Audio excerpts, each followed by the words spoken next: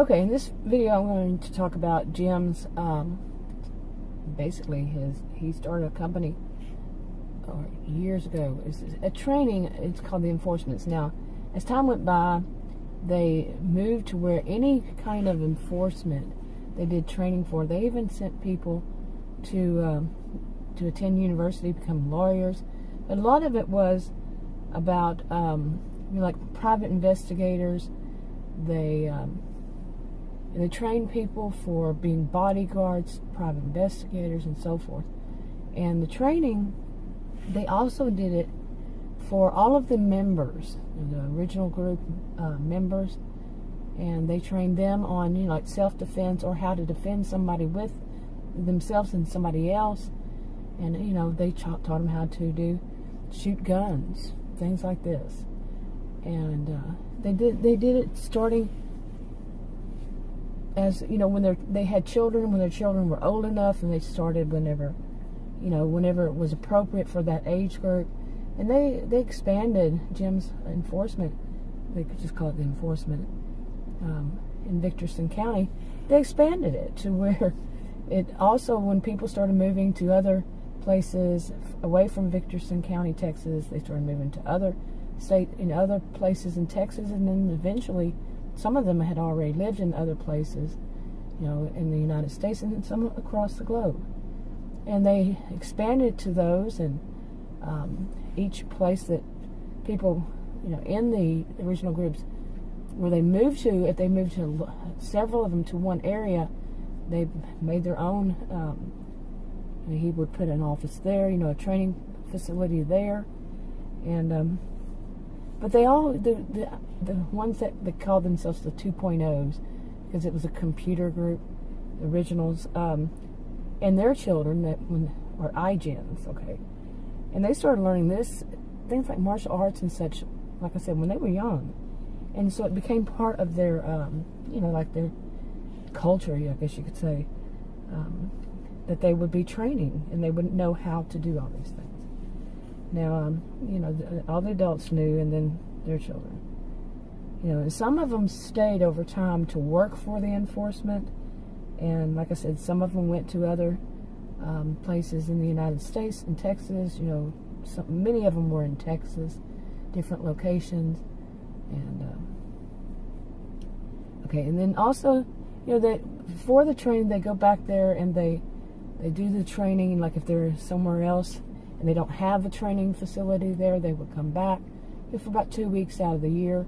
And while they're there, they would do work for the original group members. They would do some work, and they would get paid, of course. And they kept up their membership, and they got dividends, just on that.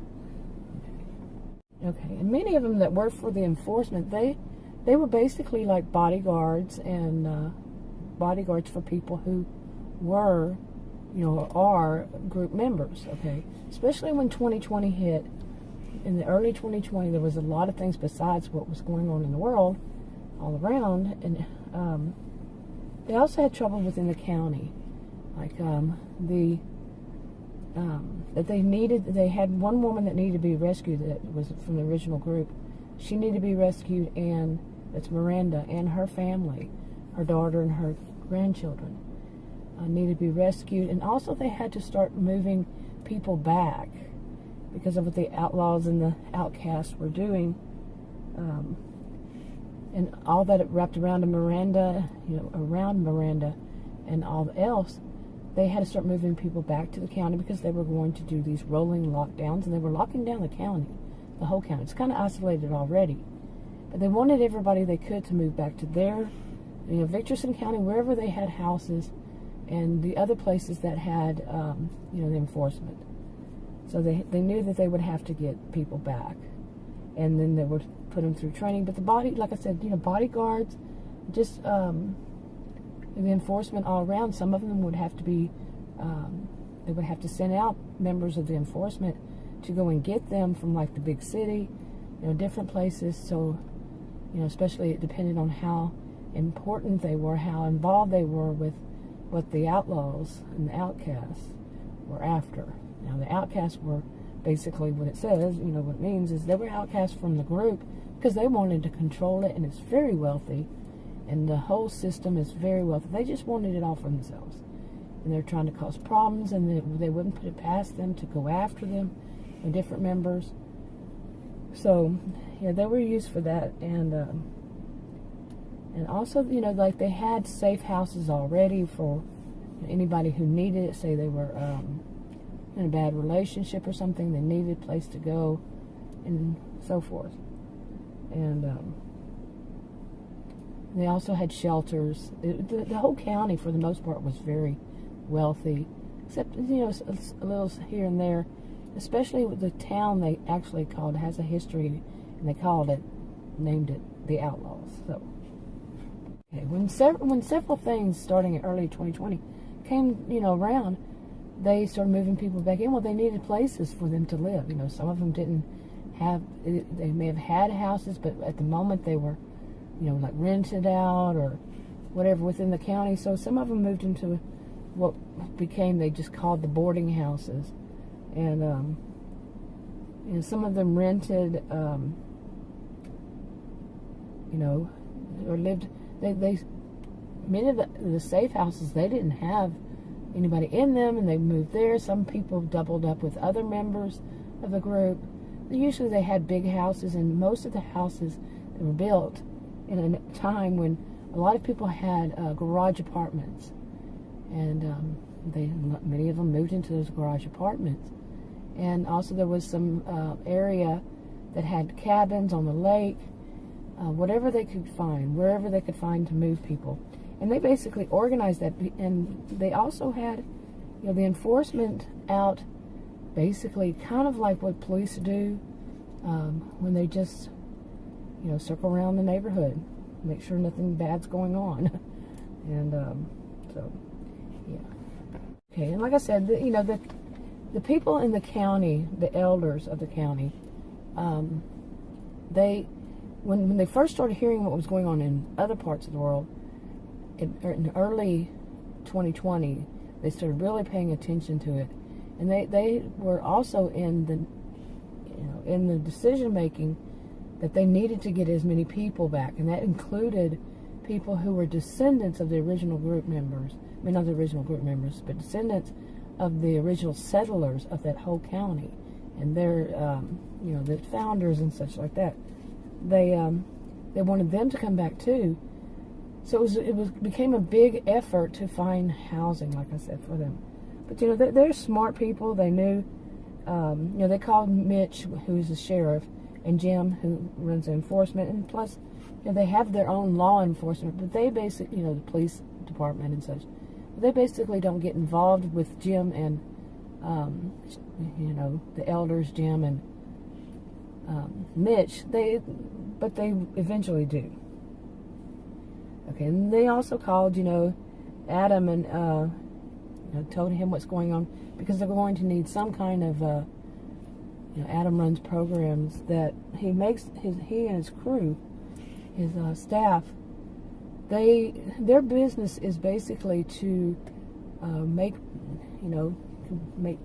programs, basically programming, scripting, programming, all that, to get for anything when it comes up that they need to work out, such as they're going to do these rolling lockdowns, and they need to know who will need to be locked down at what time, and so forth, and how they're all going to be organized. And that's what Adam's group does.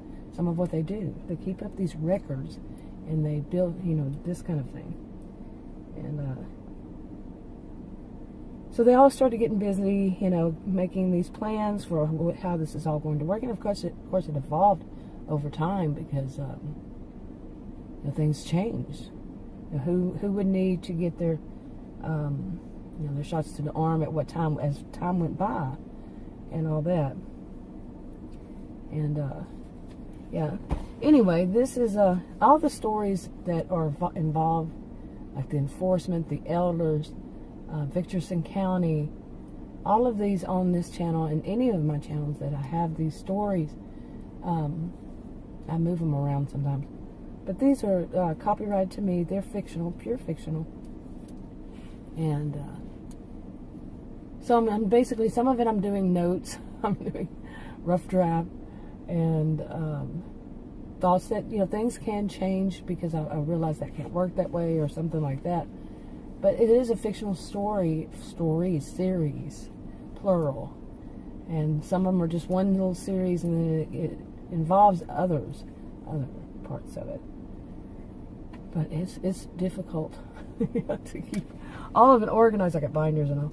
But anyway, I wanted to make sure that, it says it in the description that these are fictional stories, and if not, it's just a glitch or whatever. But it just automatically comes up.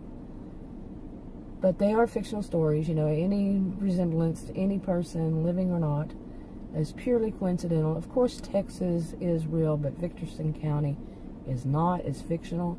All the cities, all the towns inside of it, fictional. The people, fictional. You get the gist. It's, standard disclaimers for things that are fictional. It's purely coincidental situations and such, if somebody's been through it. Anyway, that's enough for this. I'll wrap this up. Talk to you on another video.